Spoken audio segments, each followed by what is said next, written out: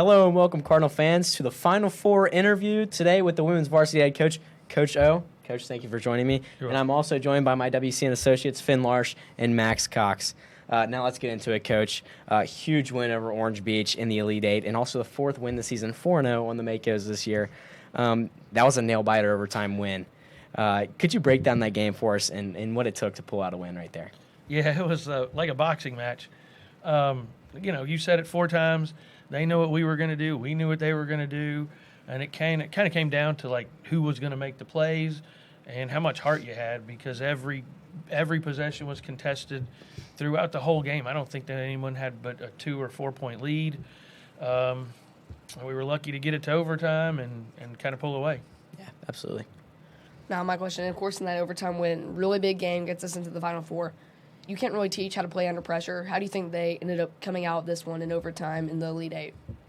Well, you can't really teach it. However, these kids, the group I've got now, have been playing together for a long time.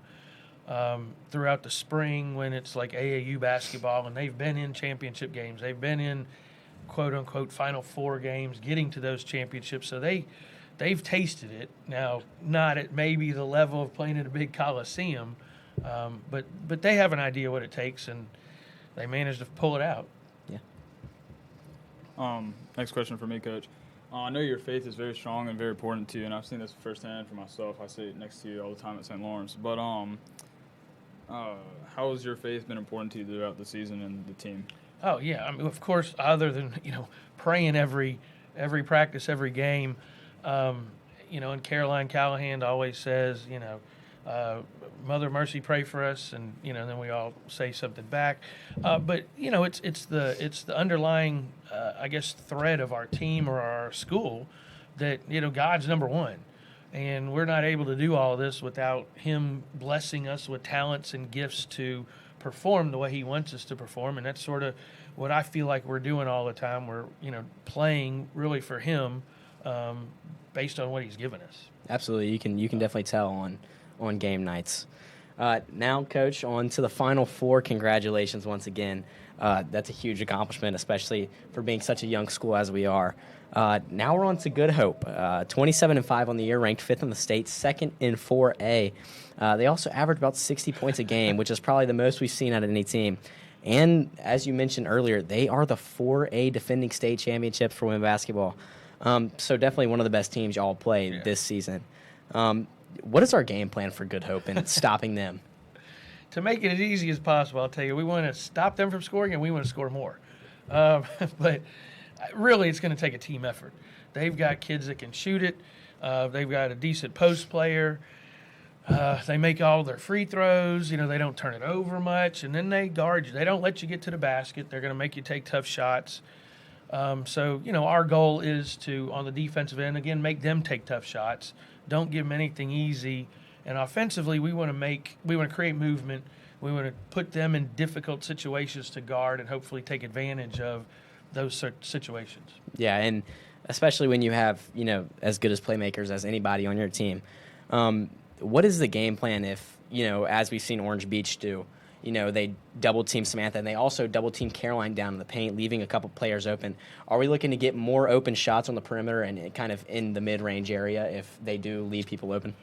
Yeah, I watched a couple clips of Good Hope maybe playing a boxing one on somebody, and we've gone over what we do against that. Of course, like you said, we've seen it before.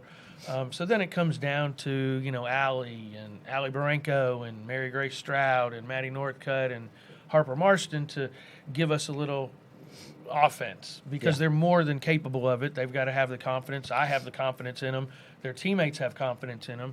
So now it's just go perform because we are a team. We're not just Sam, or we're not just Caroline, or we're not just, Maddie playing defense. It takes all of us, and we are going to need everybody when we go there on Tuesday. Absolutely. Now, again, on the thing of preparing for it, do you prepare for this as just a regular season game, try to take the pressure off, or do you really put it out there that it's a Final Four game, this is a big deal? So I don't ever talk about what it is, where we're ranked, what's going on, where we are. They understand the picture. They know what it's about. I just prepare as if it's our next game. So as you could ask all the kids, whatever game we play next, that's our biggest game. So we're playing the next game. It's the biggest game of our season. It didn't matter if we're playing Bayside in November. It's the biggest game on our schedule because it's the next one. So that's how we approach it. At least that's how I think I try to get them to approach it. Like, I don't really know if that's the answer, but that's what we try to do. But as long as, preparing still, whenever we prepare for a game, we're talking about the other team's best players, what their tendencies are, and what they like to do offensively, and how they're going to handle us defensively. So we do everything about the same. Coach, I've been to a lot of the football games, and then as a soccer player myself, I've seen the support from the school. And so, how's the faith and support of the school helped you throughout the season this year? Oh man, I tell you, when we played here, I guess it was the area tournament, we had the band, and we had a huge section of everyone screaming and yelling. It was awesome. A lot of times the girls don't get all that because everybody wants to come kind of late to the boys' game, and we get that. But it felt good to them, and they said something to me about in the locker room that we were the only game that day, and everybody came to watch them. Escambia County here, we were the only game. Everybody came to watch, and then when we beat Orange Beach, they looked into the crowd, and there was a lot of people. Mm-hmm. So usually in a regular season, the girls don't have a ton of fans. It's just the way it goes. Everybody comes to the boys' game. We want to say, "Come RJ Dunk." I get it. But, we had a ton of people. So they were really impressed, really happy, really excited that everyone came and cheered for them. Sure. And one final question for me here, Coach. Again, as I said, Final Four. First time in school history that a women's basketball team has gone to the Final Four here. How special is it for you to be the first head coach to lead these strong group of girls to the Final Four for the first time? For me, this is for them. I get to coach them, right? Mm-hmm.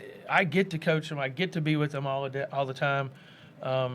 We just I try to teach them some basketball, but, just being around them and kind of we're just in the car together taking this ride is fun. I try not to worry about me. It's really about them. I may be coaching however many years. It happens again. I don't know, but it's the first time these girls ever will do it. So I try to focus on that for them, not worry about other stuff. But it's all for them. Yeah, absolutely. Any final questions from Max or Finn? Not for me. None left. Well, Coach, thank you so much for joining us. Good luck next Tuesday at the Final Four up in Birmingham or Montgomery this time? Birmingham. Moving to Birmingham now instead of that long Montgomery trek. But Coach, thank you so much for joining us. Max and Finn, thank you so much. Coach, good luck next Tuesday. St. Michael, defend us.